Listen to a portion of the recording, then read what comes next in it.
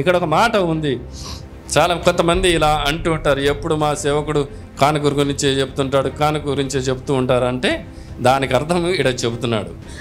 నేను మీ ద్వారా ఈవిని ఆపేక్షించి నేను చెప్పట్లేదు, కానీ మీరు ఇవ్వటము ద్వారా లెక్కకు విస్తార ఫలము దేవునింటి పొందుకుంటారు అని ఈ విషయాన్ని మీకు చెబుతున్నాను అని చెప్పాడు.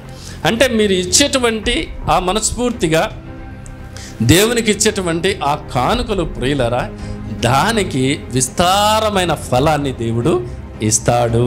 హల్లెలూయా చెప్తారు అందరూ. నువ్వు ఇచ్చేటువంటి కానుక వృధా కాలేదు, దేవుడు అన్యాయస్తుడు కానే కాదు. నువ్వు ఒక వస్తువు ఇస్తే ఆయన 2 వస్తువులు ఇస్తాడు. అర్థమైందా అండి?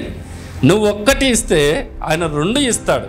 దానికి పౌలు గారు ఎఫెసీ సంఘానికి చెప్పాడు. 3వ అధ్యాయం 21వ వచనాన్ని చదివితే, ఎఫెసీలకు రాసిన పత్రిక 3వ అధ్యాయం 21వ చేస్తే, అడుగు వాటి కంటే ఊహించు వాటి కంటే అత్యధికముగా చేస్తాడు. చూశారండి?